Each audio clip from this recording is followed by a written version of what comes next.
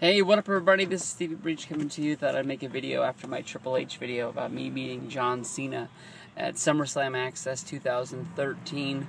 My Triple H video I think was pretty good, so I always hope I could share my feelings on how it was like to meet John Cena, who's probably the biggest star in wrestling there is going right now, and I don't think anybody even comes close. I think CM Punk is close to there, but I think he's a good step below. I think you'd have to, I'm not sure what the hell he has to do in order to reach that top, superior line of stars. He's close, but I just don't think he's where Cena is. I think when they gave CM Punk the ball to run as, the big star of 2011, 2012-ish, I don't think WWE was where they thought it was going to be. I think that it fell short of reaching that level. He seemed to, when he did the face turn and he beat John Cena at Money in the Bank 2011, and then he came back for SummerSlam, I think there was a peak of CM Punk, but I think it fell.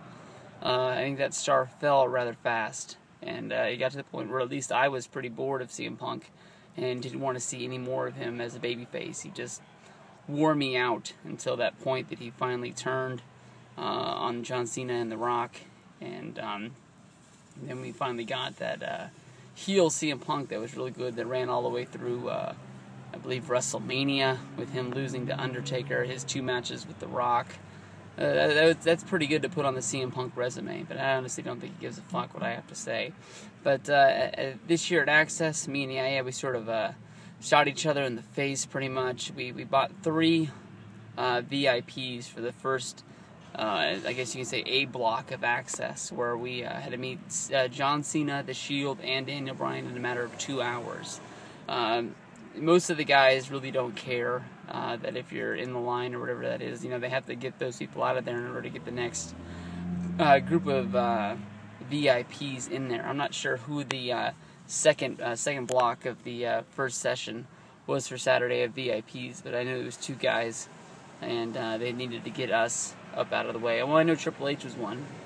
No, that was the afternoon one. I don't know who else was there, but we had to knock those out. We had to make sure we got those, or we would have been screwed. It ended up meeting all 3 guys in less than an hour, just lucking out that the Daniel Bryan line was so short and getting in the John Cena line in the front, because he was the only guy that sold out. So I don't know what the number is of how many tickets they sell, if it was 250 or 300, but that's the number that's rumored they always sell for these VIPs for each WrestleMania or SummerSlam Access. Being in the front of the line to enter into Access, we got to see John Cena. It was actually freaking 88 who recognized him walking down.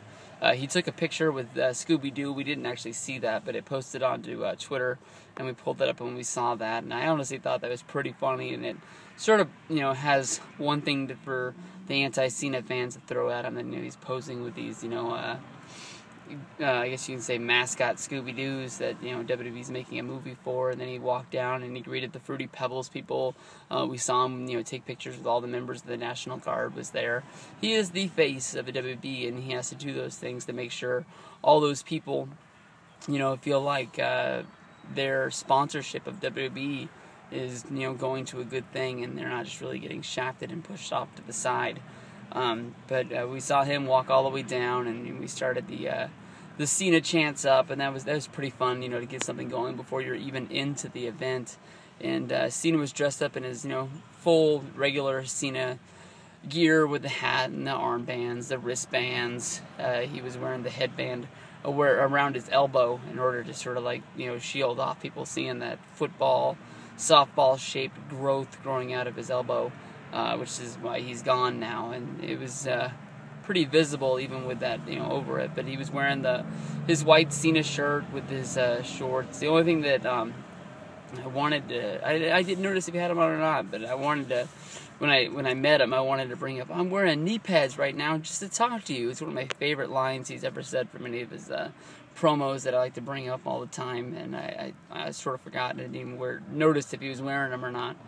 But, we got in line, and Cena, as people poured into Access, he went down and he signed for the handicap line first, which was pretty long, and it's always pretty cool that WWE lets those people, make sure that they get to meet the wrestlers and everything like that. And there's a good number of Make-A-Wish families that are in there, and that's always pretty fun that Cena, goes out of his way to make sure that all those kids have one awesome day, whether, they're, no matter, how sick they are and everything like that. The WWE makes sure they're, king for a day, and, get to meet the biggest star there is. Much like, the rest of us that were paying, what was it, $150, $170 in order to meet these guys. When he was finally done with them and he came up on stage, we were pretty close to the front of the line. I'd say we were in the first 10 people to meet him. Freaking yeah, 88 and Mario, Miguel, keep it kayfabe around here. Miguel and Mario went up, and I was behind them in line, and I just was, I couldn't believe how smooth it was when he went up there. He was able to get 3 things signed. I wasn't ready. I didn't open up my picture because they were the first member of security, or if it was a handler or whatever the heck it was. There's so many people up there around Cena. It was hard to get really a good video or a good picture of them meeting them without somebody else being in the middle of the shot. But they made it pretty clear that you were only going to get 1 thing signed. And when I saw that he got 3, there was no way for me to really pull that 8x10 picture out and get that. It was a pretty cool thing to have. I ended up passing my picture off to Above Average Muda to take to his work and give to somebody that was probably going to be a John Cena fan. It just would have meant something to somebody else more than it meant to me. But when I got up there, I told Cena, man to man, I was one of those people who really loved to hate you, and I thought that you were everything that was wrong with wrestling, and it was, going to WrestleMania 26 that really opened up my eyes when you wrestled Batista, and I thought that was an awesome match. And since then, I've honestly been able to say that I'm a big fan. I don't love everything that you do, but I do, congratulate you on being the biggest star that there is out there today. And I wanted you to know there is, fans that were out there that were, all 10 and 12 years old that are real wrestling fans, that have been wrestling fans all their life. They can still, give you the respect of being the guy that's on top and say that you actually deserve to be there. What that means to him, I don't know, but I wanted him to know that, that I just did have a good amount of respect to him. And when I was, going all that off, I said I didn't want to tell you that I was, baptized, but that's the only real reason I can say is when I was watching you and that response you got at WrestleMania 26 and how good that match was. I felt like I was baptized in the C Nation, and I haven't came back up yet. And he just looked at me and just sort of said, baptized. The big, I guess that's an 11x15 picture that I bought from Toys R Us, which to me was honestly a pretty good bargain to get a picture that big already framed for only $20. I'm not sure if it was on clearance or if that was normal price or what it was, but I put it down and he admired it. And the words he said, what did he say? He said, "That's one pissed off, mean looking baby boy." And I said, "That's a John Cena that I like to see. I like to see you all fired up." And he said, "I'm about to get all fired up tomorrow at SummerSlam." I said, "That's why we're all here, champ." And really, that was all it really was. It was, the matter of like 30 seconds, and it felt, sometimes you meet guys and it feels like you didn't get any time at all, and sometimes because you're in, around such a great star that it feels like you're, got an eternity up there. I'm not sure if that really makes sense, but it's one moment that I'm always going to remember. I'm not really sure if I'm ever going to meet John Cena again. I get to meet him once. I got a big picture that's signed. I wish I would have got a thicker marker in order to get signed. You'll see that once I do the autograph version of SummerSlam Access stuff. But once in a lifetime thing. I'm not sure if I'm ever going to meet him again, but if I ever have the chance, I'm sure I will. I won't pay that much again, because I don't really think I have anything to really get signed by him that's really going to, say that it increases in value that much in order to say that I got it. But then again, I don't really sell any of my autographs. They're all for me. I get things signed that I want to keep forever, and they're going to mean more to me.